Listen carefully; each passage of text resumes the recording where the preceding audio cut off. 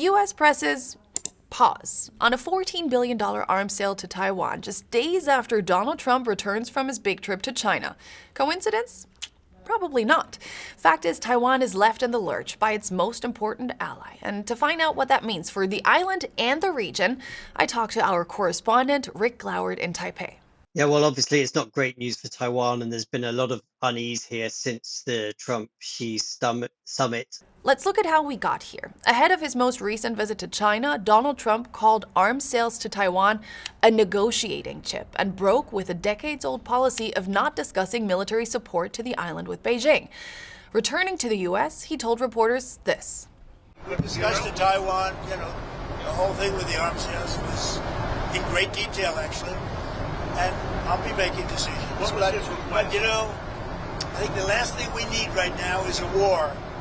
That's 9,500 miles away. I think that's the last thing we need. We're doing very well. Understandably, that set off alarm bells in Taipei. I think there is a sense that Xi Jinping really did get to Trump, and I think it is not good for Taiwan that Donald Trump was adopting some of the wording and messaging from Xi Jinping.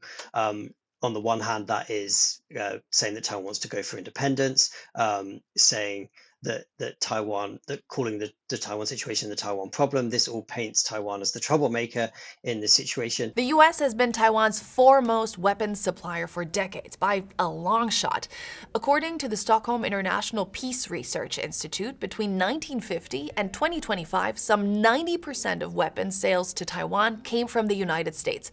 And hiccups are not unusual, as I heard from our Washington correspondent, Janelle Dumalaon. So backlogs in arms deliveries to Taiwan are not unheard of. In fact, the current backlog is already close to something like $30 billion. And obviously, China protests every time there's such a sale on the books. And the U.S. would then sort of try to manage China on that front, but push through with the sales anyway. But, just to review this timeline, Trump first announced late last year that he's going to be meeting with Xi Jinping earlier this year. So U.S. lawmakers approved that sale to Taiwan last January. Trump says as early February, so before the war with Iran, that he was speaking about arms sales to Taiwan with China, which is obviously a break with orthodoxy. Now, the Xi-Trump summit, of course, also ended up being delayed for about a month. But suffice to say that for most of that timeline, there really was this upcoming Xi-Trump summit hanging over the deal, and it's hard to see that as a coincidence. For now, the deal is on hold, and the U.S. blames the war in Iran.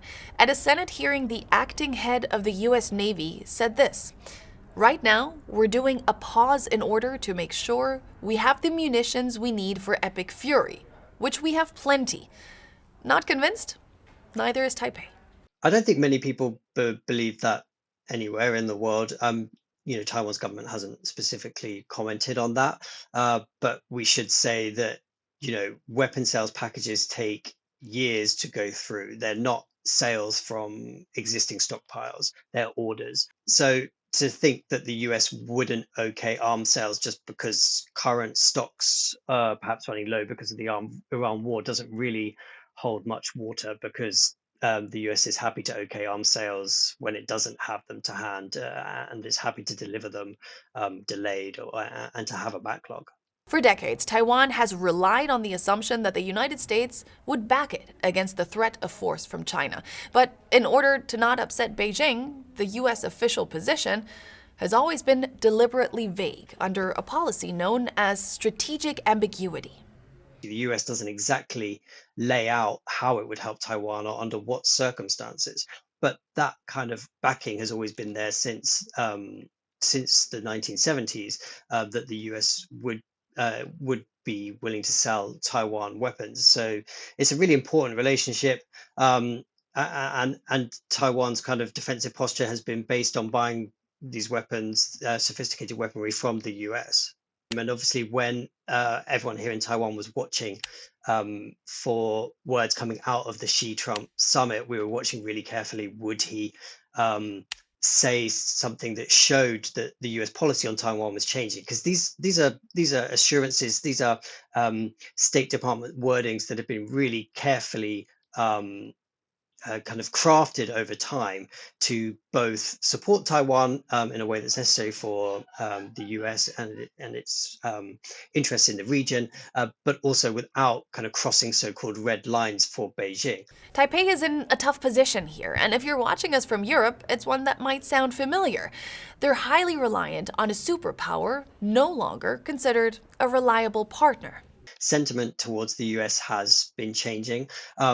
So in April this year, 40% of Taiwanese held a negative view towards the US, and that was only 24%, I think, 2 years before then. Yeah, and there is a sense that the US is not a reliable partner, and that's not just in Taiwan. I mean, if you look at leaders of South Korea, the Philippines, Japan, they're all taking measures to hedge, to bolster their own defense industries, to spend more on their security arrangements, to link more with so-called like-minded countries in the region, because they know that there is no longer that strong security guarantor in the US. Taiwan needs to find a way to keep an increasingly assertive China at bay. The pressure is huge. At any given time, there are up to 10 Chinese military vessels around Taiwan. Some come as close as 24 nautical miles from the island's coast. But Rick tells me a military operation to seize Taiwan isn't the most imminent threat. So I was speaking to a senior security official not that long ago, and he said we need to stop thinking about D-Day and start thinking about that every day. The fact is that Taiwan is already in a gray zone warfare with China. I'll tell you some of the things that Taiwan faces every day. So Taiwan receives the world's most cyber attacks, millions a day on Taiwanese government websites and infrastructure coming from China. There's diplomatic coercion, there's economic coercion, and there's massive misinformation campaigns. And that's all part of this everyday gray zone warfare tactics that we're seeing. The other aspect is, of course, military intimidation, and that has really ratcheted up in recent years. And that means that there at any given time there are quite a few boats and planes moving around Taiwan, which obviously creates a hostile environment for Taiwan. In light of all this and Donald Trump's unclear position, the Taiwanese are coming to terms with the fact that if push comes to shove, they might have to stand up for themselves. And they seem to be increasingly willing to do so. Recent polls show that as many as 60% of Taiwanese would defend their country even without the US help. So that gives you a sense of just how determined Taiwanese people are to defend themselves. Another thing we can point to is that just a few days ago, recently, people in Taiwan gathered for a protest demanding that the legislature passes a special military defense budget in full. Taiwan's government wanted to spend an extra $40 billion on defense. The parliament is in the hands of opposition parties who declined to pass the whole bill. They just passed about 2/3 of it, $25 billion. And so Taiwanese came out onto the streets to protest this move, saying that Taiwan needs to be spending that money on defense. Another thing we can really point to, which is something that you will have seen in Ukraine over the last few years, is just how much civil society has been maneuvering itself, has been mobilizing itself. Partly they have been wanting to learn how to defend their country, get equipped in skills like first aid. And that's really important, not only because it shows that Taiwan,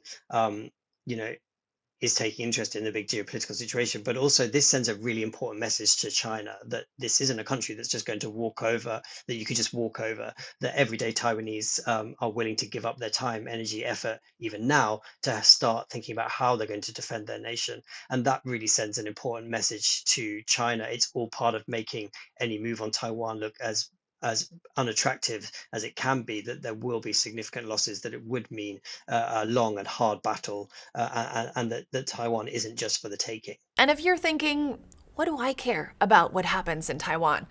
Well, you might want to think twice.